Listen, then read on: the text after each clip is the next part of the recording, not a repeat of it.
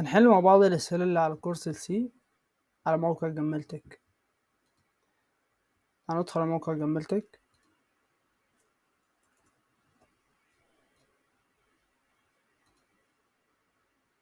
كورسز سي بروجرامينج listen to variable. حل السؤال رقم 6.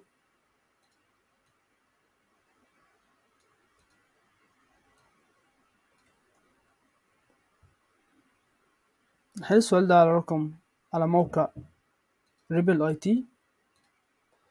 ندخل على جوجل ونكتب ريبل.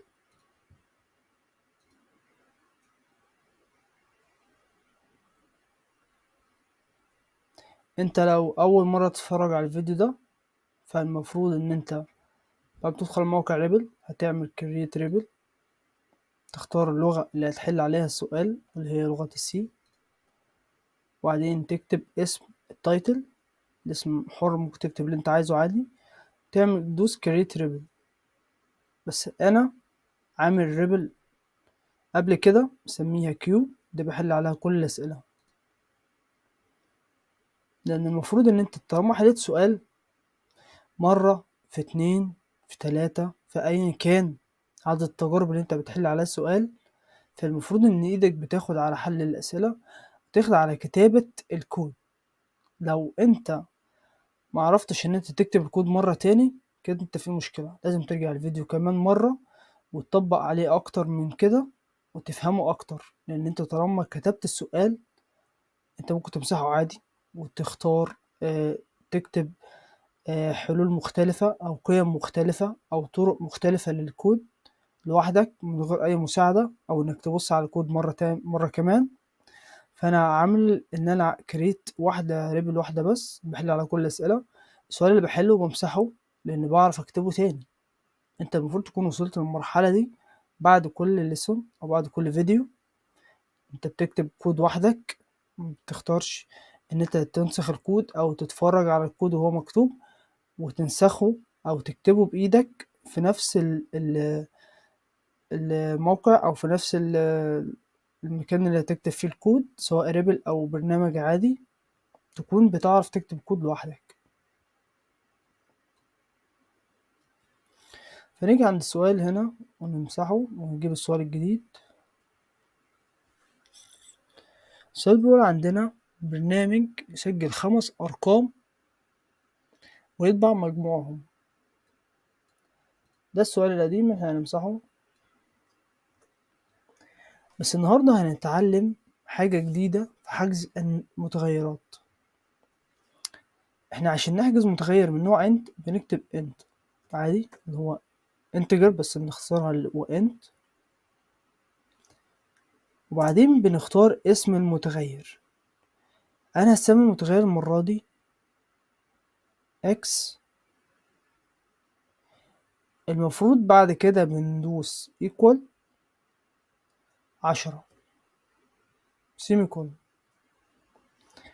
وننزل تحت ونعمل انت تسمي مثلا v equal 12. في حاجة ممكن نعملها غير ان احنا نكتب كل مرة نحجز انت ونكتب اسم المتغير في نفس المتغير اللي عملناه فوق هنا. بعد ما كتبنا متغير عرفناه ان هو من نوع انت وسميناه اكس وحطينا جواه قيمة 10 قبل السيمي كولوم، او خلينا نمسح السيمي كولوم خالص. بعد ما حجزنا اول متغير نكتب كوما اللي هي حرف الواو في لغة المفاتيح،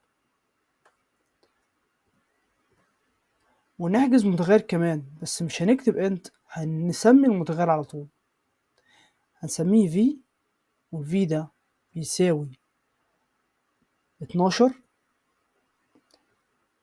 ده كده حجزنا متغيرين، احنا عايزين 5 ونطبع مجموعهم، فعايزين نطبع 5 متغيرات بنفس الطريقة، فنكتب كوما كمان ونكتب اف equal 13،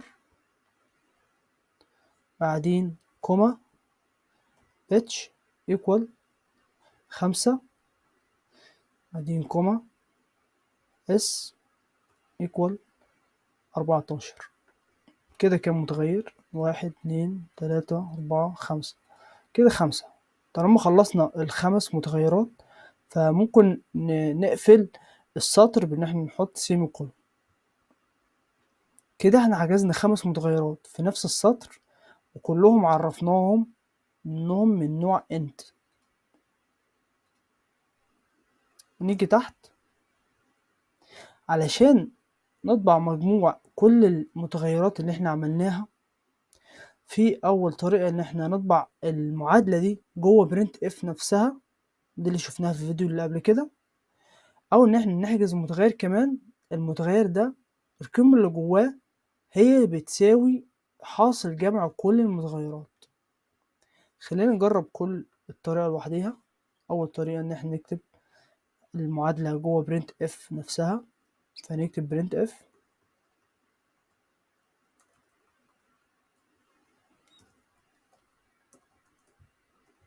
برسنتج دي كوما. هنا هنطبع ايه بقى؟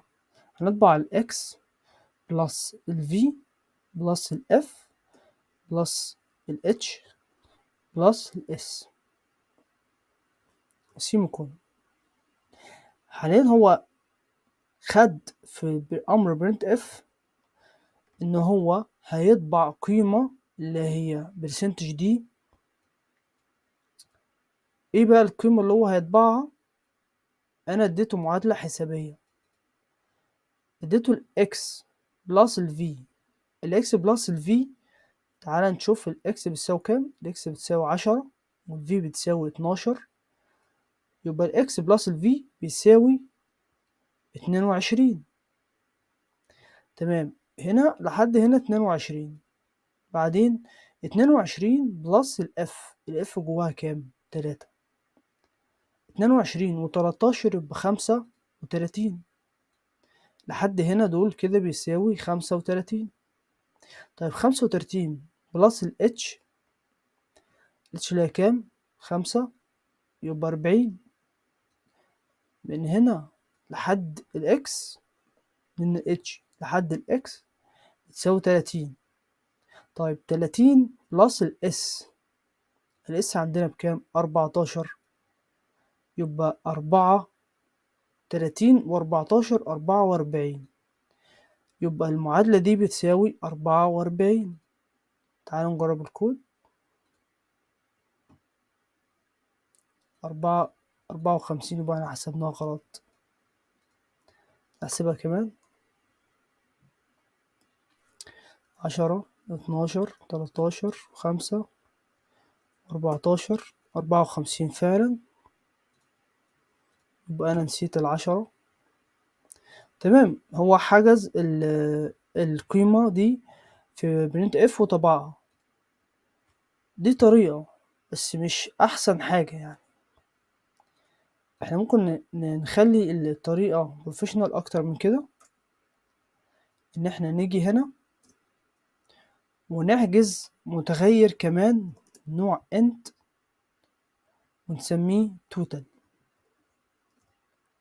عادي الاسم ده انت حر فيه، اسميه توتال. التوتال ده بيساوي ايه بقى؟ بيساوي الاكس بلس الفي والاف والاتش والاس سيميكون. ونيجي في برنت اف نطبع ايه؟ نطبع التوتال.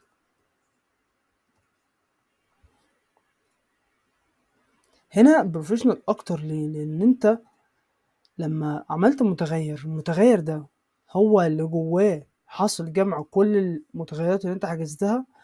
كده انت بقى عندك اكسس على المجموع نفسه بتاع المتغيرات. انما لما كنا بنطبعها هنا، ناخد القيم دي نطبعها جوه برنت اف نفسها، كده انت ما عندكش اكسس على المجموع نفسه بتاع المتغيرات. انت طبعت فقط المجموع بتاعهم، بس انت متقدرش تتحكم في المجموع ان انت ممكن تطرح منه او تزود عليه، او ايا كان هتستخدم المجموع بتاع المتغيرات ده في اي معادلة حسابية كمان. الافضل ان انت تحجز متغير، والمتغير ده جواه حاصل جمع كل المتغيرات اللي انت حجزتها. الرن الأولى عملت 54. شوف الكود بعد ما عدلني هيطبع كام. طبع برضه 54 بس بطريقة بروفيشنال أكتر، وتخليك تتحكم في المجموع أكتر من الأول. إن أنت كده مثلا 54 عايزين نشيل منها ال4. لما كنا حاطين المجموع ده في برنت اف ما كانش هينفع نشيل 4. مفيش أي متغير بيساوي 4، أقل حاجة 5. فبالتالي لما عملنا متغير من نوع انت سميناه توتال وحطينا جوه التوتال المجموع بتاع المتغيرات، كده انت بقى عندك اكسس على المجموع بتاعهم. احنا ممكن نيجي تحت بعد ما حجزنا المتغيرات نكتب توتال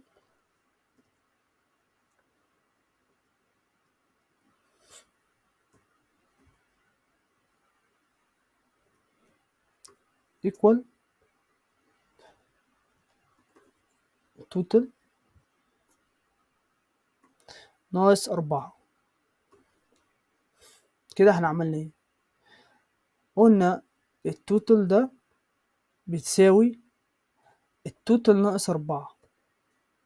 يعني احنا خلينا التوتال ده بينقص 4 من القيمة الكلية بتاعت المتغير نفسه. القيمة الكلية بتساوي كام؟ بتساوي 54. دي القيمة الكلية، فنقصنا منها 4. اللي هيحصل هنا هو اللي هيتسجل هنا. تعالوا نجرب. المفروض يطبع معانا 50. فعلا طبع 50. إذا انت بقى عندك اكسس على المجموع نفسه بتاع الرقم، فبالتالي ان انت تطبع معادلة حسابية على طول كده في برنت اف دي مش احسن حاجة. هي ممكن تستخدم في حالة معينة، بس الأحسن من كده إن أنت تكون عندك أكسس على كل حاجة في الكود علشان تقدر تتحكم فيه. وده كان الحل بتاعي. لو عندك حل مختلف ممكن تسيبه في الكود.